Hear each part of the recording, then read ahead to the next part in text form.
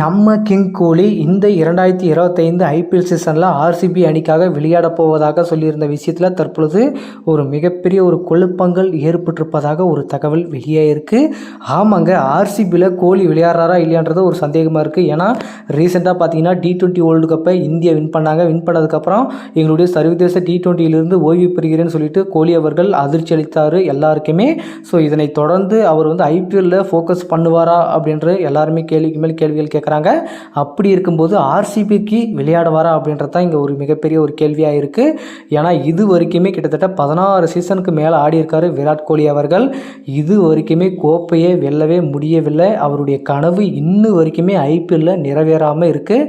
அப்படி இருக்கும்போது ஆர்சிபியில் இருந்தால் கண்டிப்பாக கோப்பை கனவு நிறைவேறாது. அவர் வேறு யாராச்சும் டீமுக்கு போனால் கண்டிப்பாக அவர் கோப்பைக்கு வெல்வதற்கான வாய்ப்புகள் இருக்குது அப்படின்னு சொல்லிட்டு அவருடைய ரசிகர்கள் வந்து நிறைய பேர் சொல்கிறாங்க. அப்படி இருக்கும்போது கோலி அவர்கள் ஆர்சிபியிலிருந்து வெளியேறுவாரா என்பது தான் இங்கே முக்கியமான விஷயமா இருக்குது. இப்போ பார்த்தீங்கன்னா எல்லாருமே பரபரப்பாக போயிட்டுருக்காங்க. ஐபிஎல் நிர்வாக அணிகள் எல்லாருமே எந்தெந்த பிளேயரை வந்து தக்க வைக்கலாம் அப்படின்னு சொல்லிட்டு தீவிரமாக டிஸ்கஸ் பண்ணிட்டு வந்துட்டு இருக்காங்க. ஒவ்வொரு டீம்லையும் கிட்டத்தட்ட 6 பேரை வந்து தக்க வச்சுக்கலாம். ஸோ அப்படி தக்க வைக்கும்போது கிட்டத்தட்ட 6 பேர் மெயின் பிளேயரை தக்க வச்சுக்கிட்டாங்கன்னா அப்போ வந்து பாதி டீம் செட் ஆயிரும். மிச்சிக்கிற பிளேயர்ஸ்க்கு மட்டும்தான் ஆக்ஷனில் வந்து நம்ம களத்தில் இறங்க வேண்டும்.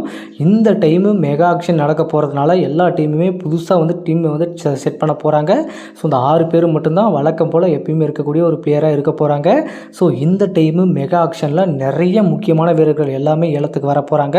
அப்படி இருக்கும்போது இந்த டைமு மெகா ஆக்ஷனு அனல் பறக்க போகுதுங்க. ஒவ்வொரு டீமை செட் பண்ணுறதுக்கு மும்முரம் காட்டிட்டு வந்துட்டு இருக்காங்க. அப்படி இருக்கும்போது பிசிசிஐயும் சொல்லிட்டாங்க தற்பொழுது இத்தனை பேரை தக்க வச்சுக்கலாம் அப்படின்னு சொல்லிட்டு சொல்லிட்டாங்க. அதனை தொடர்ந்து இப்போ தீவிரமாக ஒவ்வொரு அணிகளும் 6 பேர் வந்து 4 பேர் வந்து தக்க வச்சுக்கலாம். இது 2 பேர் வந்து ஆர்டிஎம் மூலிமா யாரை தக்க வச்சுக்கலாம் அப்படின்றத டிசைட் பண்ணிக்கலாம் அப்படின்னு சொல்லியிருக்காங்க. ஸோ அப்படி இருக்கும்போது ஆர்சிபியை பொறுத்த வரைக்கும் முக்கியமான பிளேயர் யாரை தக்க வைக்க போகிறாங்க அப்படின்றது தான் கேள்விக்குறியாக இருக்குது.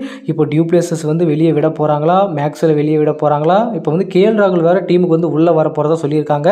அவர் உள்ளே வந்தார்னா ஆர்சிபியை வந்து அவர் தான் கேப்டனாக வந்து நியமிக்க போகிறதா சொல்கிறாங்க. ஸோ அப்போ வந்து கோலி அவர்கள் இந்த டீமில் இருப்பாரா அப்படின்றதே ஒரே சந்தேகமாக இருக்குது. ஏன்னா இப்போ அடுத்த கட்டமாக பல கேள்விகள் எழுப்பப்பட்டு வருது. ஆர்சிபியில் யார் அப்படி தக்க வைக்க போகிறாங்க அப்படின்றது தான் இங்கே ஒரு கேள்வி. ரஜித் பட்டிதார் இருக்க போகிறது, சிராஜ் இருக்குவாரா என்னன்னு தெரியல. அடுத்த ஆப்ஷனில் பார்த்தீங்கன்னா கேஎல் ராகுல் உள்ளே வர போகிறாரு. கோலி இருப்பாரா அப்படின்றது தான் இங்கே சந்தேகமாக இருக்குது. ஒருவேளை கோலியை வந்து வெளியே விட்டு ஆர்டிஎம் மூலியமாக வந்து எடுக்கிறதுக்கான பிளானில் வந்து ஆர்சிபி இருப்பாங்களா அப்படின்றது தெரியல. ஒருவேளை ஆர்டிஎம் மூலியமாக கோலி எடுக்கிறதுக்கான வாய்ப்புகள் இருந்தால் அப்போது எந்த வீரரை வந்து தக்க வைக்க போகிறாங்க அப்படின்றது தான் முக்கியமான விஷயம். ஒருவேளை டியூப்ளேசஸ் வந்து ஆர்டிஎம் மூலியமாக வந்து எடுக்க போகிறாங்களா அப்படின்றது தான் இங்கே கேள்வியாக இருக்குது. ஸோ நம்ம பார்க்கலாம். அடுத்து தினேஷ் கார்த்திக் அவர்கள் வந்து ஓய்வு வாங்கிட்டார். அப்படி இருக்கும்போது அவருக்கு ரீப்ளேஸ்மெண்ட்டாக எந்த கீப்பரை வந்து ஆர்சிபி வந்து டார்கெட் பண்ண போகிறாங்க அப்படின்றது தான் இங்கே முக்கியமான விஷயம். அது ஒரு இன்னொரு விஷயம், டெல்லியிலிருந்து ரிஷப் பண்ட் அவர்களை வந்து வெளியே விட்டுட்டாங்க. அப்படி இருக்கும்போது டெல்லியிலிருந்து வெளியே வந்த ரிஷப் பண்ட் அவர்கள் சென்னை அணிக்காக விளையாட போவதாக ஒரு தகவல் வெளியானது. அது எந்த அளவுக்கு உண்மையானு தெரியல. ஸோ கூடிய விரைவில் ட்ரேட் மூலியமாக சென்னைக்கு வந்து மாற்றப்படுவதாக சொல்கிறாங்க. பார்ப்போம் என்ன நடக்க போகுது. ஸோ யாரெல்லாம் தக்க வைக்க போகிறாங்க அப்படின்றத டீட்டெயிலாக நம்ம ஒரு வீடியோ போடலாம் மக்களே. ஸோ இது குறித்து உங்களுடைய கருத்துன்றதை கமெண்ட்டில் சொல்லுங்கள்.